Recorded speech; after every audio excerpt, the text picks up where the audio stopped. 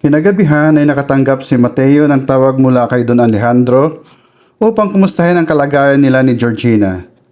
"How's everything?" tanong nito. "Everything is fine, Don Alejandro. So far ay wala namang trace ng masasamang loob rito," matapat niyang sabi. "That's good then. Please keep an eye on her all the time, Mateo." "I'm doing that, sir. Don't worry." "Where is she now?" "She's preparing to sleep. It's almost 9 o'clock kaya naghahanda na siya sa pagtulog dahil gigising pa siya ng maaga bukas." "I see. Talagang siniseryoso ng anak ko ang pagtulong. I'm happy that she's doing that heartily." "Tama kayo. Your daughter is a gem." "Wala na sa loob," nasabi niya habang nakatingin sa dalagang nagtututubrush sa kusina. "Right. Anyway, I have to go now." "Hahayaan ko muna siya riyan. Gusto niyo ba siyang kausapin?" "No. Siguro sa ibang araw na lang. Georgina hates it when we always checked on her." Natatawang sabi ng Don. Napangiti siya. "Okay, Don Alejandro. Bye." He disconnected. Nang matapos niyang kausapin ang Don ay nakangiting pinagmasdan niya si Georgina. Napatingin ang dalaga sa direksyon niya. "What?" Kunot noong tanong nito. Humiling siya. "Wala. Naisip ko lang na kailangan nating matulog dahil maaga pa tayo bukas," nakangiting sabi niya. "Right." Tumango ito. Maya-maya ay may kumatok sa pinto ng kanilang cottage. Pareho silang nagkatinginan ng dalaga. Sininyasan niya ito na pumasok sa kanyang silid. Dahan-dahan niyang kinuha ang barel sa giliran ng kanyang pantalon. Nagmamadali naman pumasok si Georgina sa silid nito. Malapit nang mag-alas 9 ng gabi pero may kumakatok pa sa cottage nila. Ang pagkakaalam niya ay alas 8:30 pa lang. Sa buong komunidad ay tulog na ang mga tao. Sino kayang kumakatok? "Sino yan?" tanong niya. Walang sumagot. Bagkus ay patuloy lang ang pagkatok ang kung sino mang nasa labas. Nilakasan ni Mateo ang boses at dahan-dahang tinutok ang baril sa pinto. "Sino yan?" Si Helen ito," sagot ng kumakatok. Huminga ng malalim si Mateo in relief. Napalingon siya at nakitang lumabas ng silid si Georgina. Nakataas ang isang kilay at itinago niya ang kanyang baril sa likod ng pantalon at pagkatapos ay binuksan ang pinto. "Magandang gabi sa iyo, Ellen." Bati niya sa guro. "Hi, Mateo." "At hi din sa iyo, Teacher Georgina," bati ni Ellen. "Hi, Teacher Ellen." "Magandang gabi naman sa iyo. Ba't ka napadalaw?" Nakangiting tanong ni Georgina. "May dala akong ulam para sa inyo," nakangiting sabi ni Teacher Ellen. Numiti si Mateo. "Salamat, Ellen. Halika, pumasok ka muna," anyaya niya sa guro. Teacher Ellen, si Mateo na muna ang bahala sa iyo rito, ha? Masyado na kasi akong inaantok." Sige," ani Georgina at diretsong pumasok sa silid nito. Nang makapasok na siya sa kanyang silid ay iritang-irita siya kay Teacher Ellen at hindi niya maipaliwanag kung bakit. "Ano ba yan?" Kay babaeng tao, alas 9 na ng gabi, halos tulog na yata lahat ng tao ay hito pa siya at bumibisita pa. Ngalngal ni Georgina sa isip. Sa loob-loob niya ay naiirita siya kay Teacher Ellen gayong hindi naman dapat dahil wala naman itong pinapakitang masama sa kanya. "Magandang gabi sa iyo, Ellen," bati ni Mateo sa guro. "Ellen? So, close na sila dahil first name basis na ang tawagan." Taas kilay na sabi uli ng kanyang isip. Mabuti pa ay matulog na siya para maiwaglit niya sa isipan ang dalawang iyon na nasa sala at nag-uusap. Kinabukasan, paggising ni Georgina, gaya ng inaasahan ay may pagkain ng nakahain sa mesa at wala pa rin si Mateo sa paligid. Nagpasya siyang maligo na muna. Isang oras na siyang nakahanda tapos ng maligo, magbihis at mag-almusal pero wala pa rin siyang nakikitang Mateo sa paligid. Nasaan kaya yon? Ayaw na sana niyang intayin ang lalaki at aalis na sana talaga siya nang marinig niya ang boses nito sa ibaba. Tumayo siya para tignan kung ano ang ginagawa nito pero laking gulat niya nang makita niya si Teacher Ellen na kasama nito. Gabi at araw kung magpakita ang babaeng iyon kay Mateo. Ibang klase talaga ito, sabi ng Naiiritang isip niya. Hi, Teacher Georgina. Magandang araw sa iyo, nakangiting bati ni Teacher Ellen sa kanya. Tumango lamang siya sa guro at pagkatapos ay binalingan si Mateo. I'll go now, Mateo. I'll have a lot of things to do at school. Seryosong sabi niya. Ewan niya pero parang nasira yata ang araw niya. O sige. Kumain ka na ba ng almusal? Kunot noong tanong ni Mateo. Yes. Bumaling siya kay Teacher Ellen at tumango. Pagkatapos ay walang tugon na umalis na siya. Lunchtime na at hindi pa rin naiwaglit sa isipan ni Georgina ang pagkakabwisit kay Ellen. Mabuti na lamang at hindi pumasok ang guro ng araw na yon dahil may inaasikaso raw na birthday party para sa tatay nito. Sa school na siya maglalunch dahil alaunang magsisimula ang klase nila sa hapon at wala na siyang oras para pauwi sa cottage. Dahil sa inis niya kaninang umaga ay nakalimutan niya tuloy magbaon ng pananghalian. Siguro ay uuwi na muna siya saglit at kukuha ng makakain. May kantin naman doon kaya lang ay sarado dahil summer vacation. Inaayos na niya ang mesa at inihahanda na ang mga gamit para sa pag-alis nang bumungad si Mateo sa pintuan ng kanyang classroom. Oh, ito dinalhan na kita ng pananghalian, sabi nito. Napatingin siya sa lalaki. Tumango-tango siya at pagkatapos ay tinanggap ang dala nitong pagkain. Salamat, Anya, hindi tumitingin. Sa kamamadali mo kanina, nakalimutan mo tuloy magdala ng baon mo para sa pananghalian at hindi mo rin ako hinintay na sumama rito sa school. Kunot noong sabi ng lalaki. Tumingin siya rito ng diretso. Alam mo, Mateo, hindi mo naman kailangang bantayan ang lahat ng kilos ko eh. I'm 100% safe here. Can't you see? Hindi nga nila ako kilala rito na anak ng may-ari ng Mangyan community. Isa pa, ayokong parati ka na lang nakasunod sa akin na para akong batang binabantayan. Naiinis na sabi niya. Napag-usapan na natin ito, hindi ba? I thought everything is clear to you. Seryosong sabi ng lalaki. Nagsisimula na siyang mairita. Para kasing ayaw na niyang parating nakabuntot ito sa kanya. Pwede ba? I need space. Ayokong nakabuntot ka parati sa akin. I've changed my mind about our arrangement. Marahang umiling ang kanyang bodyguard. You changed your mind? Okay, tell me. Ano na naman ba ang nangyayari sa'yo? Kunot noong tanong nito. It's none of your business if I change my mind. At saka pwede ba? Ako pa rin ang boss mo kaya ako ang masusunod dito. Bodyguard lang kita kaya wala kang karapatang magreklamo sa akin. Tuluyan na siyang nainis. Alam niyang foul ang sinabi niya pero ano ang magagawa niya? Basta ayaw muna niyang parating nakabuntot sa kanya ang kanyang bodyguard. Sana ay si Jack na lang ang kasama niya, hindi sana siya malilito ng ganon. Mateo was giving her too much confusion. Simula nang makasama niya ito, ay uneasy na siya at may nararamdamang kakaiba para dito. Tuwing kasama o kausap man lang nito si Teacher Ellen, ay para siyang nagngingit-ngit sa galit gayong wala namang ginagawang masama si Ellen sa kanya. Kung sana ay si Jack ang kasama niya, siguro ay magiging mas madali ang lahat sa kanya. Hindi parang ganitong nasa isang roller coaster. Hindi niya alam kung paano ibabalanse ang kanyang damdamin pagdating kay Mateo. Siguro ay kailangan muna niya ng space mula rito. Natigilan si Mateo pagkarinig niya sa sinabi ni Georgina. Ang akala niya ay babaeng madaling kausap ay hindi pala. Ang tingin niya sa dalaga ngayon ay parang ibang-iba sa Georgina na nakilala niya na madiplomasya. So, lumabas din ang pagiging bratinela nito. Ano nga ba ang inaasahan niya mula rito?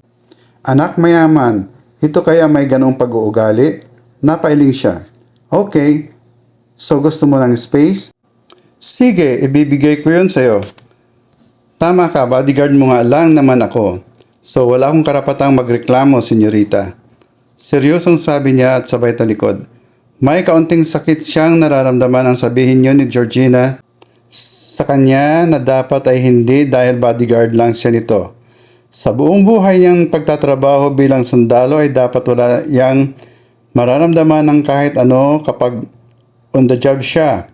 Ininsayo sila para maging manhid dahil kailangan nilang pumatay ng kaaway. Dapat din ay wala siyang nararamdaman na kahit kaunting emosyon dahil anak ito ng boss niya. Naalala pa niya ang sabi ng kanyang Uncle Art ng araw pagkatapos nilang mag-uusap ni Don Alejandro. Kilala kita, Mateo. Matinik ka sa babae. Maraming babae ang naghahabol sa iyo at marahil ang iba roon ay pinaiyak mo. Sana ay huwag mong isali si Georgina Oliveira. She's out of your league. Seryosong sabi ng Uncle Art niya. Napangiti siya sa sinabi ng kanyang tiyuhin.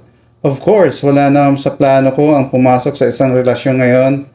And besides, wala akong interes sa mga babaeng sinabi mo na humahabol sa akin. I'm a one-woman man, Uncle Art. Kabi-break ko lang ng girlfriend ko kaya pahinga muna ako sa mga ganyang bagay. Basta, sinasabi ko sa'yo, Georgina is out of your league. Tandaan mo na anak siya ni Don Alejandro. Formal na sabi nito. Nagkibit balikat siya. Don't worry, dahil wala akong plano and besides, prim and proper socialites aren't my cup of tea, so relax, Uncle Art. Mabuti nang magkaliwanagan tayo. Tumango-tango ang kanyang tiyuhin. Napailing siya nang maalala ang pag-uusap na yon. Yeah, Georgina was out of his league at dapat niyang tandaan na naroon siya para magtrabaho, hindi para kaibaganin at makipag-close sa dalaga. Malalim siyang napabuntong hininga. Hindi muna umuwi si Georgina sa kanyang cottage pagkatapos ng kanyang klase. Naisipan niyang maglakad-lakad sa gilid ng paaralan para makapag-isip. Sa gilid kasi ng paaralan ay maraming malalaking puno ng mangga. Marami ring nangunguha ng mga bunga ng mangga roon dahil panahon na ng tag-ani kaya hindi siya natatakot na mapag-isa dahil marami namang tao sa paligid. Naglakad-lakad siya. Bakit ba ganun ang nararamdaman niya para kay Mateo? Ano bang mayroon ng lalaking iyon? Malalim siyang napabuntong hininga. Alam niyang hindi niya dapat nararamdaman yon sa isang bodyguard lang. Hindi sa nangahamak siya ng tao pero marami pa siyang pangarap sa kanyang buhay. Pati ang mga magulang niya ay may malaking pangarap para sa kanya. Kaya dapat ay pangalagaan niya yon at si Mateo ay magiging hadlang sa lahat ng pangarap niyang iyon. Was she falling for him? Well, ano na ngayon ang gagawin niya? Ano na lang ang sasabihin ng kanyang ama kapag nalaman nito ang tungkol doon?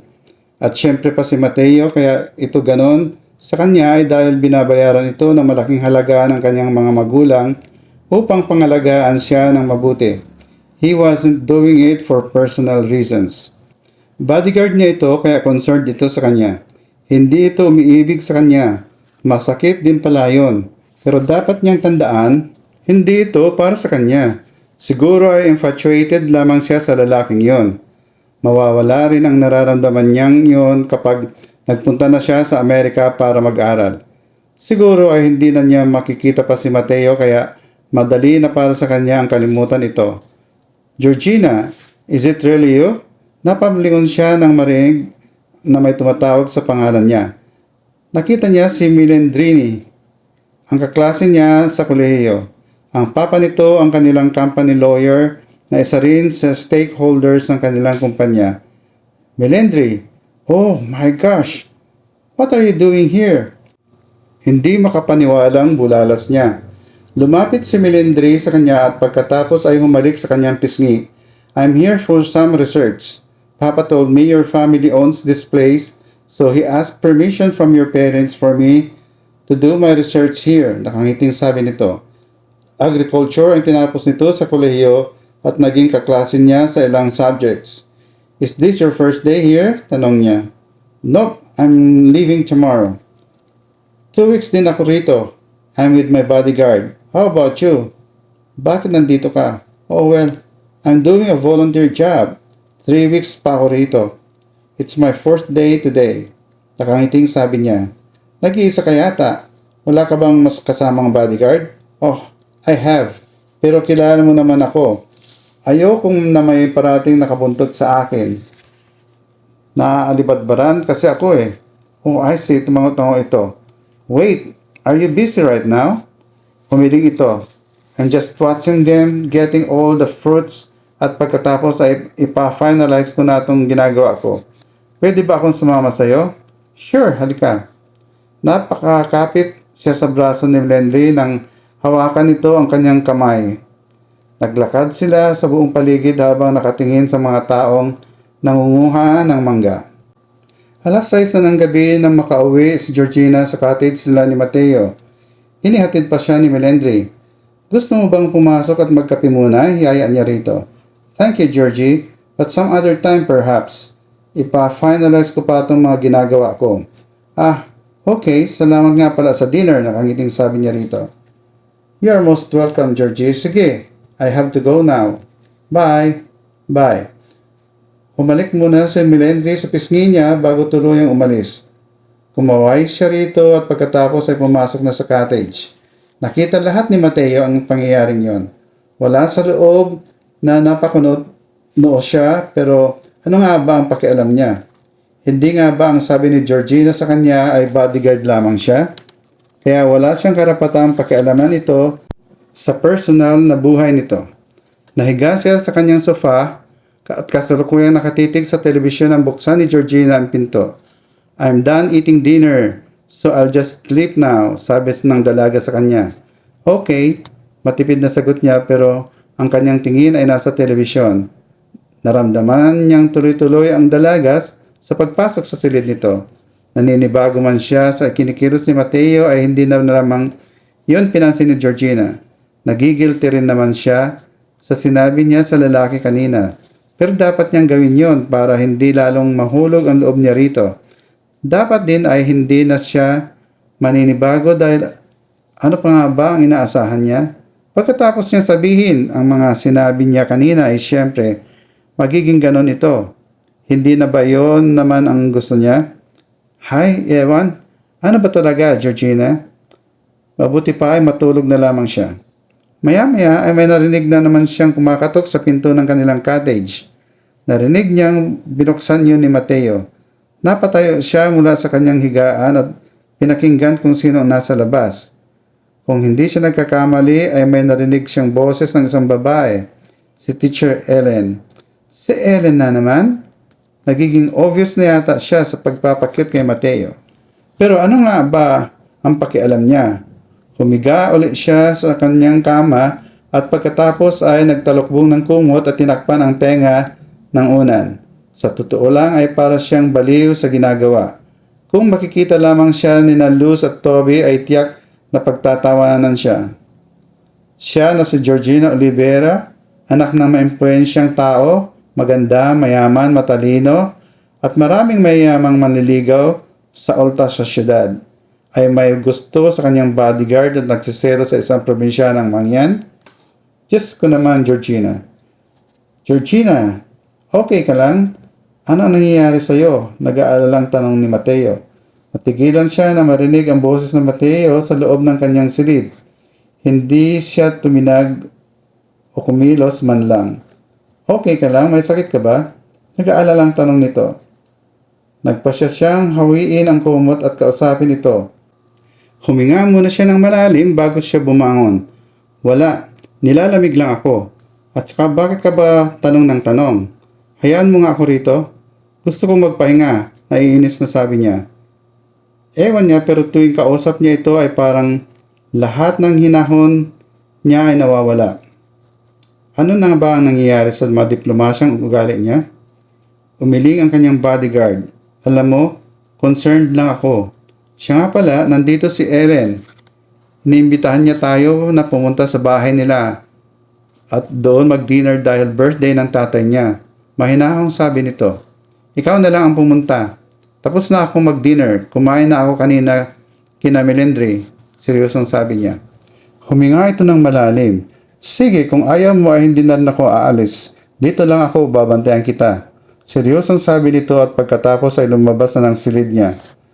Natigilan siya sa sinabi ni Mateo pero dapat ay hindi niya bigyan ng anumang kahulugan yon dahil syempre bodyguard niya ito kaya ang kaligtasan niya ang uunahin niya. Napabuntong hininga siya. Humiga uli at niyakap ng mahigpit ang isang unan. Ang pangyayaring ito ngayon ay nagsisimula ng makaapekto sa kanya. Pumikit siya at hindi napansin na tumuturo na pala ang mga luha niya. Ano na ngayon ang gagawin niya? Hindi niya alam ang sagot doon. Pinikit niya ang mga mata at pagkatapos ay pinilit ang sariling makatulog. Hindi makakapunta si Georgina, Ellen. Masama kasi ang pakiramdam niya. Matapat na sabi ni Mateo kay Ellen. Tumango-tango ang guro. Ganun ba? Hindi ba pwedeng ikaw na lang pumunta? Mariin siyang umiling. Hindi pwede, wala siyang kasama. Bakit may mangyayaring masama ba sa kanya? Sige, kung ganon ay maghahatid na lang ako ng ulam mamaya sa inyo rito. Nakangiting sabi nito. Salamat, pero tapos na kasi kaming kumain ng hapunan. Maraming salamat sa iyo, pero baka maaga akong magsara ng bahay ngayong gabi. Hindi kasi magandang pakiramdam ni Georgina, kaya baka hindi kita ma-entertain mamaya pag nagpunta ka rito. Diretsong sabi niya rito. Matagal na tumitig ito sa kanya. Pwede ba akong magtanong kung okay lang sa'yo? Tumango naman siya at hinintay ang tanong. Girlfriend mo ba si Georgina?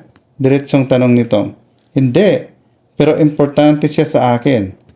Diretso ring sagot niya sa seryosong tinig. Sinabi niya yon hindi dahil sa isang obligasyon si Georgina sa kanya, pero ang sinabi niyang yon ay nanggaling sa puso. Nagulat siya roon. Oo, galing yun sa puso niya. Tumango-tango si Ellen. Kung ganon ay wala na pala akong pag-asa sa iyo.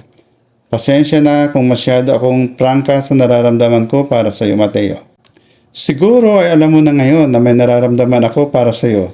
Sana ay maging magkaibigan pa rin tayo, nakangiting sabi nito. Oo naman, walang problema sa akin yon. Nakangiti namang sabi niya. Hindi niya inaasahang sasabihin nito yon.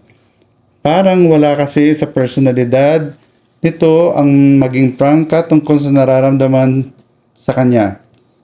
Totoong nagulat siya sa revelasyon nito, pero kasabay niyon ay nakahinga siya ng maluwag dahil tingin kaibigan lang naman kasi ang kaya niyang ibigay rito. Sige, aalis na ako. Napakaswerte pala ni Georgina. Pakisabi na lang sa kanya na magpagaling siya. Okay lang na mag-absent siya bukas. Ang importante, makapagpahinga siya ngayong gabi hanggang sa gumaling siya. Tumango-tango siya. Salamat, Ellen. Ngumiti ito at pagkatapos ay umalis na. Pagkaalis ni Ellen ay sinara na ni Mateo ang pinto. Napaupo siya sa sofa at malalim na nag-iisip. Bakit nga ba niya tinanggap ang trabaho ito gayong boring para sa kanya? Walang thrill ang pagiging bodyguard. Mas gusto niyang makipagbakbakan sa mga terorista sa iba't ibang parte ng mundo. Siguro, tinanggap niya ito dahil unang kita pa lang niya kay Georgina sa society page ay para na siyang nahipnotismo sa malaanghel na mukha nito. Noong una ay naging curious siya pero habang tumatagal ay nakikilala niya ang dalaga ng mabuti at nag-iiba ang tingin niya rito. Nakilala niya ang karakter nito sa malalim na paraan. Ibang-iba sa mga babaeng nakilala niya, mapamayaman man o hindi, ano na ngayon? Dapat ay pigilan niya ang kanyang nararamdaman para sa dalaga dahil hindi yung pwede. Nandoon siya para bantayan ito, hindi para maging parte ng kanyang buhay. Kailangan na niyang magpahinga. Masyado siyang napuyat ng araw na yon. Isang linggong iniwasan ni Georgina si Mateo. Hindi niya kinakausap. Nakikipag-usap lang siya kapag may importante siyang itatanong o hindi kaya ay kung may importante siyang ipapagawa rito. Inabala niya ang sarili sa pagtuturo sa paaralan, pakikipaglaro sa mga bata tuwing break time, o hindi kaya ay tumutulong siya sa tagalinis ng classroom para may magawa lamang. Nakikita pa rin niya si Mateo sa labas ng classroom niya. Paminsan-minsan ay kausap si Teacher Ellen at masaya pang nagtatawanan ng mga ito pero dinidedman na lang niya pa kahit may nararamdaman siyang sakit sa kanyang dibdib. Oo, may gusto siya sa kanyang bodyguard pero hindi naman niya ipipilit ang sarili sa taong hindi siya gusto. Ano siya? Tanga? No way. Okay ka lang, Ma'am Georgina? Tanong ni Aling Marita na tagalinis at isang mangyan din. Napatingin siya sa matanda. Opo naman. Bakit niya po naitanong? Nakangiting tanong niya. Malalim ho kasi kayong napabuntong hininga. Baka kako may problema kayo. Makikinig ho ako kung gusto nyo sabihin. Malumanay na sabi ng matanda. Mariin siyang umiling sabay ngiti. Wala naman ho akong problema, Aling Marita. Ganun ba, Ma'am Georgina? Siya nga pala, sa makalawa na ang kaarawan ni Apo Salum. May kaunting salo-salo sa barangay hall. May kaunting sayawan at kantahan. Pumunta ho kayo, imbitado ang lahat ng tao dito. Tiyak na maaaliw kayo roon, anyaya ng matanda. Sige ho ba? Gusto ko po yun. Sinsirong sabi niya. Marami pang ikukwento matanda sa kanya at mataman naman siyang nakinig. Pansamantala muna naman tayong mamaalam. Huwag po natin kaligtaang subaybayan ang nalalapit na pagwawakas ng kwentong pag-ibig. Ingat po tayong lahat at God bless.